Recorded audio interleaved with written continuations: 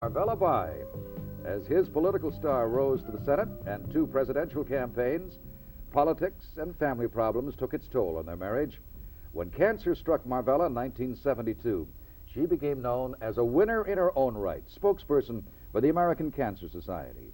Her touching story is captured in Marvella, A Personal Journey, the autobiography she finished shortly before her death in April of this year. Senator Birch Bayh is here with us this morning to share some of the details of their life together. Good morning, Senator, and welcome. Good Yes. You two are old friends. Well, fellow Hoosiers. I was telling the senator that I remember in 1963 meeting him as a student, and you said, yes, you were making posters. You have an incredible memory.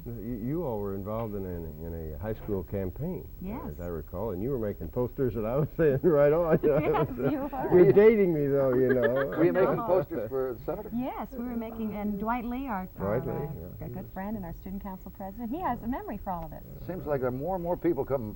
Indiana, it's not that big a state. No, but they But produce anyway, neat people, right? Well, I like to think at least. Congratulations. I guess the congratulations should go to the woman who worked in conjunction with your wife in putting this book together, Eileen. And we were talking about it this morning. It's a very touching story. Very inspirational. Very well story. done. You can be proud of that. Well, I'm proud of the story. I'm even more proud of the life. And I told Marvella shortly before she slipped away that if she wasn't able to tell the story herself, I would do it. I'd be so much better told if she were here telling Well, it. it's an inspiration. It can be to millions, whether they are struck with cancer or not. She didn't want to write the book and the life story as the result of an ego trip of some kind, but she felt that she'd had certain experiences that were rather basic that could be helpful to other people. And right now, of course, we have tens of thousands of people that either have or will suffer through this. And I think the walking the footsteps with someone else, as she did, in fact, the most productive years of her life, really, from her standpoint, where she really blossomed, and she was always a rose to me, but she felt a real tug of war, as she describes very, very candidly in the book, to sort of be Marvella Bayh as well as the wife of Birch Bayh, and she did this after she was stricken by adversity, and for a number of years, of course, traveled over the country and talked to women in terms, and she, if she were here, would want me to talk to people who are watching about what they can do, self-examination, observe the 7 danger signals of cancer, and see your doctor regularly, and have a pap smear, and this kind of thing for women, and in that way detect cancer at a time that you can save lives and live out a normal lifespan, and not be confronted with termination as Marvella was. But How long Senator, did she live after she was... About 7.5 years, and I've never seen her more angry, except maybe a couple of times when I did something stupid, and that happens to all of us, you know, in our domestic relationships. But she was very angry when the press described her one time later on in her life as dying from cancer.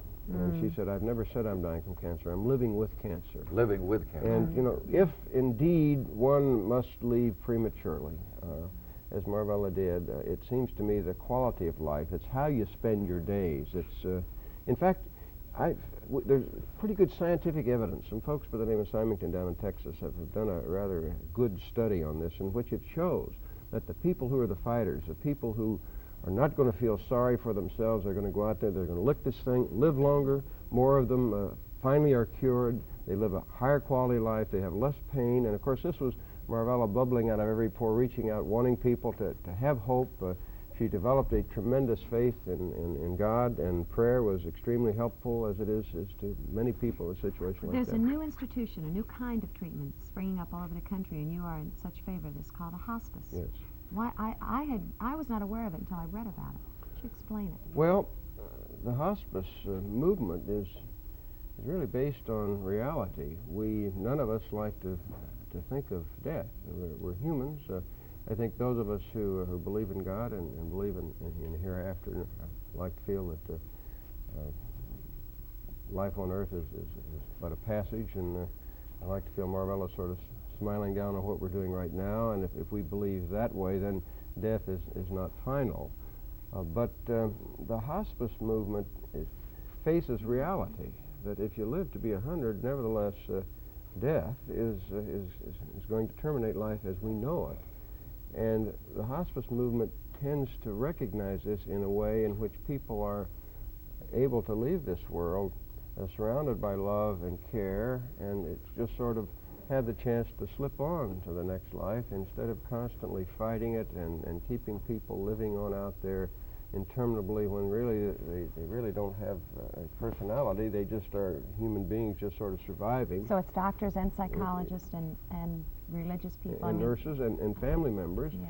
What we have found in studying this is that doctors and nurses are only human, and it's not the most desirable post in the hospital to deal with Mrs. Brown in room 503 when Mrs. Brown only has X number of weeks to live. And so Mrs. Brown sort of gets shunted off down to the end of the hospital, and what the hospice movement is designed to do, and Senator Kennedy is very much into this kind of thing too because of some of the experiences that he's had. The hospice movement makes life meaningful right to the moment that you move on to the next phase. Senator, I'm not going to let you get away without it, addressing some political questions to you. You're about one of the few that hasn't announced for the presidency. Is there still time for you? You're a very young man. I hope not. I tried that once. We sat here a couple of years, 4 years ago, talking about the presidency, and I very much wanted to have a crack at that. I now wonder why I did. Well, I guess as somebody who spent his life working in the political process, and as Marvella points out in her book, that is not without its liabilities as far as the family life is concerned, but it was a wonderful life. Well, you pulled out of one campaign because of Marvella. You wanted to be with her. Well, if you're not going to run this year, will you support anyway? Have you announced your support? You're very close with Senator Kennedy.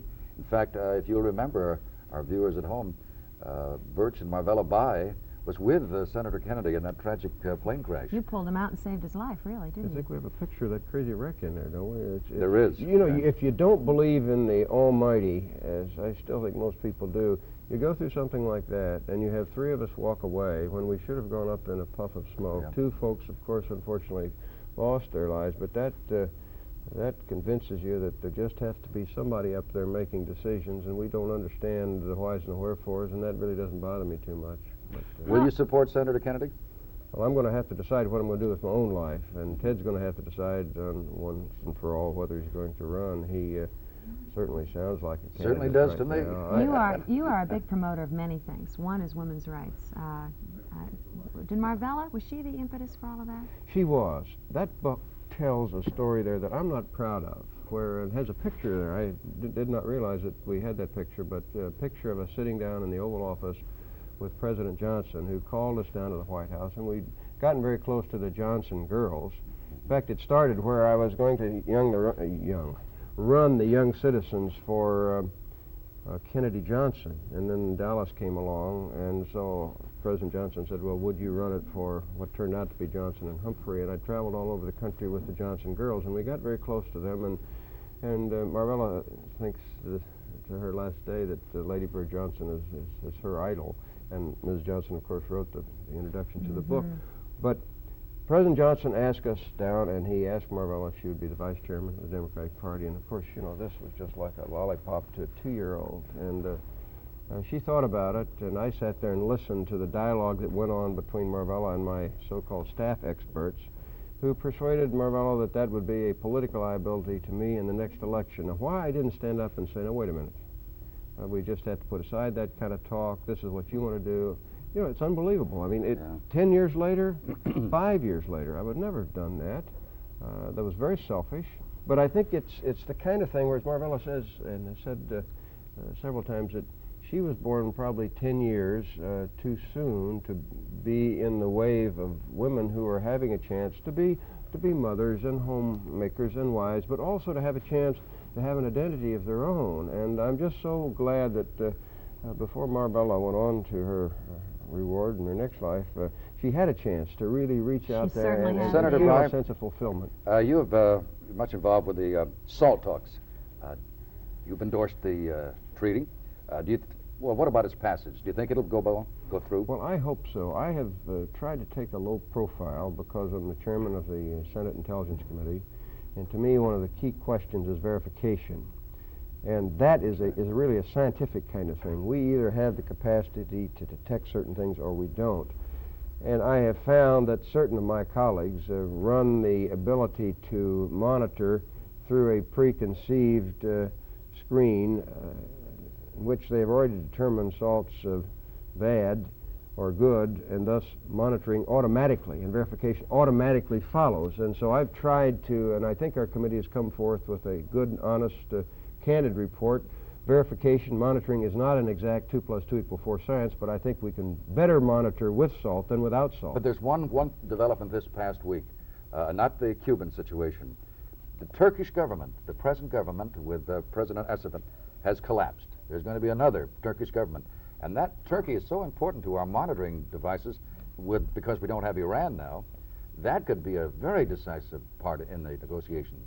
Well, the report that the Senate Intelligence Committee forwarded to the Foreign Relations Committee and will forward to the Senate, and we released a public version, a sensitized version, takes into consideration that the Turkish bases are very shaky. In fact, they're not nearly as valuable as the Iranian bases, and we're doing certain things now to try to shore up the Iranian loss. Iran was the real shot that hurt us, but there are things that we're doing now that I think over a period of time will fully compensate and will take advantage of other opportunities. That's not now available, but it will be in a matter of a number of You're not at liberty to announce what they are, but...